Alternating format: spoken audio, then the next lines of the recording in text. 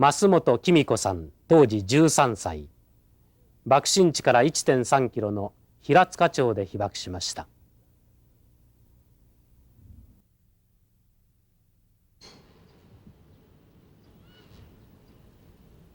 建物疎開の作業中に被爆した増本さんは全身に大やけどを負いましたが、肘山女学校に収容されて一命を取り留めました。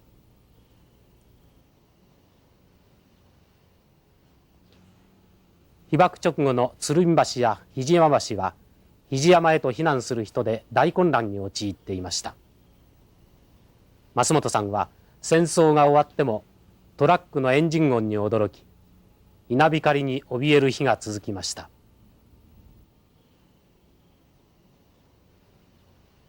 8月6日は建物疎開作業というんで現地集合7時30分の集合になっておりましたので、夜中に空襲警報があって眠たかったんですけれども、7時30分に間に合うように家を出ました。その時には姉も7時半の中央電話局の学徒動員の集合時間だったので、一緒に家を出て角まで出ると右と左に分かれて出ました。7時半過ぎても全員集合にならなかったんで、よその学校や義勇隊の人の手伝いながら待っておりました。ですると伝令が来まして、学校集合に変更ということなんで、その体制をとっております時に原爆が炸裂しました。でちょうどオレンジ色の火の玉が体当たりしたような様子になって、気がついてみますと先ほどまで義勇隊の人が倒しておられた家の下敷きになっておりまして、で真っ暗でした。一生懸命もがきまして、でもがくたんびに体がぬるぬるぬるぬるするんですね。でもその時はどうなったんかさっぱりわからなかったんですが、次から次と今のは何だったんだろうか、ちょっと暑かったけど何だったんだろうか、ここは地獄の一丁目だろうか、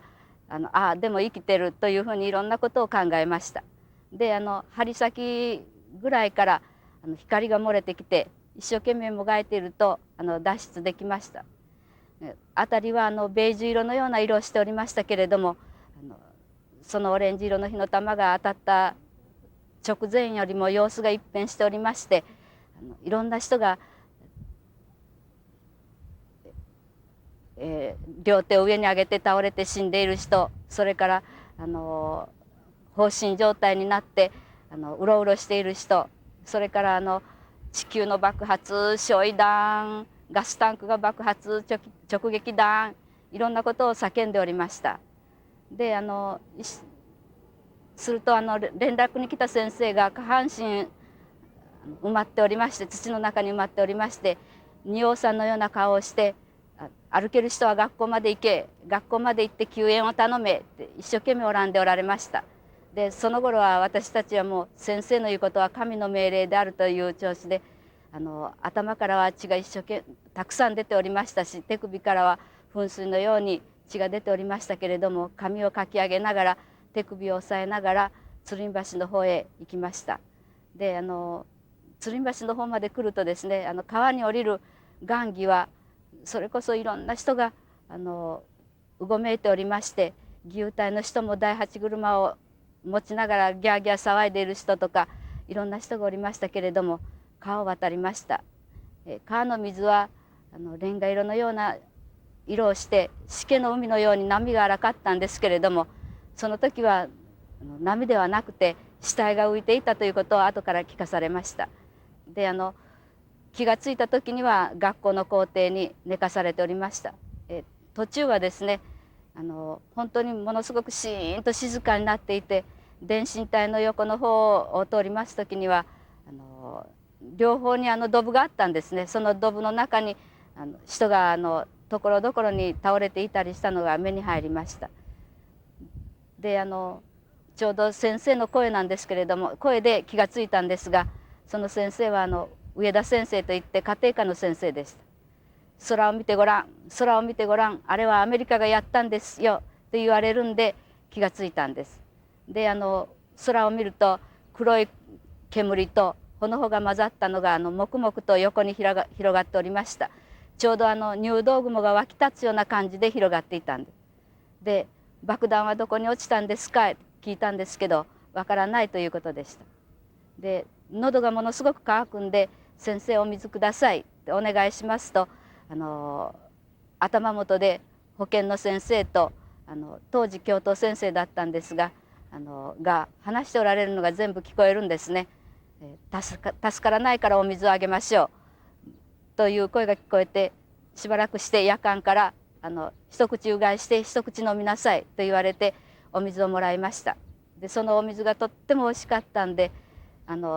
どこかそのおいしかったお水がありつけないかと思うんですけど、いまだにそのおいしいお水はありつけません。で後から聞いた話ですと、そのお水の中に少し食塩を入れておられたそうです。で原爆病院の先生がですね、私がその話をすると、あんたは初期治療が良かったから助かっているんだ、生きておられるんだと言われました。その食塩を入れたお水はですね、ちょうど熱線とそれから出血多量で脱水状態と貧血状態になっているのにリンゲルの役目をしたんだそうです。で何時間か経つと友達のお母さんなんか家族の人がですね名前を呼びながら探しに来ました。で私はなかなか探してもらえないんで電話をかけてくださいってお願いしたんですけれども、みんな手を振って誰も電話をかけてくれる人がおりませんでした。で学校は当時半分は被服工場になっておりましたので、その被服工場の方で作業していた友達が連絡を取ってくれました。でお父さんに連絡が取れたよと言ってくれたんで、ああよかったと思っていたんですけれどもその日は来てくれませんでした。その日は学校の教室を学校は2.7 キロ離れているんで爆風でガラス窓が相当全部めげたらしいんですけれども、そこを掃除して救護所にされました。で私は小遣い室へ寝かされました。で小遣い室にはやはり重症の友達がいたので、その家族の人が私も一緒にね看病してくれたんです。で翌日父が杖をつきながら訪ねてきてくれました。で友達のお母さんがそれは土井さんというんですけどお母さんが一緒にねお粥を作ったりして食べさせてくれたんです。おむすびをくれるんですね。そのおむすびをお粥に炊いて食べさせてくれました。で土井さんのお母さんが落ち着くところが決まったら迎えに来なさい、それまでは見てあげましょうと言われて、で先生もそういうふうに言われたんです。で父は杖をつきながら帰ってきて、でちょうど1週間目に学校まで迎えに来てくれました。でどうしても焼け跡が見たいんで焼け跡まで連れてってもらいました。6日の朝食べたしじみ貝の汁貝殻とそれから茶碗と箸が焼けずにそのまんま残っていて、水道の水がちょろちょろと出ていたんです。でそこから今東広島市になっておりますけれども、加茂郡の西条まで連れてってもらいました。で加茂郡の西条まで行きますとつてで中黒瀬にあります今加茂国立病院になっているんですけれども、海軍病院に入院しました。入院してからちょうどお盆過ぎ頃に包帯の交換のたんびに髪の毛が抜けたんです。で髪の毛が抜けますよとどうしたんでしょうかって聞くと、熱のために抜けるんだから心配ないと言っておられました。それから2、3日すると朝起きると口の中がものすごく気持ちが悪くて、指で吐く気を押すと血の塊が取れたんです。でそれも先生に言うと心配ないと言っておられましたけれども、その次の日から先生から鯉の生き血がいいで鯉のお刺身を食べなさい、鶏の生き血がいいで鶏を食べなさいというんで遠戚の人が一生懸命運んでくれたんです。で私はそれと栄養剤、粉の栄養剤もたくさん飲まされました。で髪の毛が抜けるのも止まりましたし、吐く気から血が出ているのも止まって、だんだんと経過が良くなっていったんです。で海軍病院が閉鎖になる時にたくさんの粉薬紙の箱に入っていた薬をたくさんもらって帰ったんです。で帰る途中ちょうど西条の駅の辺りまで来ますと自転車に乗ったよそのおじさんが「うちの子とあんたと同じような状態で西条まで帰ってきたのにあんたは歩いているね。どんな治療したんかい?」と聞かれました。私は今海軍病院から退院して帰ってくるんだと言ってお話ししたら、そのおじさんが自転車を倒して泣きました。親に会社がないから自分の子に治療してやることができないと言って泣いておられたんです。初めてねそういう治療のできる人とできない人がいることを知りました。で西条の家まで帰ると家族がぐっと減っているんですね。まず電話局へ学徒動員に行っていた姉、それは9月1日に死亡しました。電話局から怪我も何もしないで帰ってきたんですけれどもやはりお盆過ぎ頃から髪の毛が抜けて、それから下痢をし熱が出て3日ぐらいは気水を吐きながら、それからその後は血を吐きながらそばで見ていても震えているのがものすごく震えているのが分かったそうです。それと血を吐く時にはとっても「おお」いうものすごい苦しい声を出しながら血を吐いて死んでいったということです。それから妹が2人いませんでした。私兄弟がたくさんいて妹が2人一番下の妹満1歳だったんですけれども、その満1歳の妹は家から救出することができたんですけれども昼過ぎ頃暑さが耐えられなくて死亡しました。でもう一つ3歳の妹はですね、もう原爆が落ちた瞬間から声も何もしなかったんで弟は学童疎開で山形軍の身分の方へ行っておりましたので、弟だけは原爆の体験がありませんけれども学童疎開へ行っても食料が現地調達だったらしいんで帰ってきた時には栄養失調になっておりました。で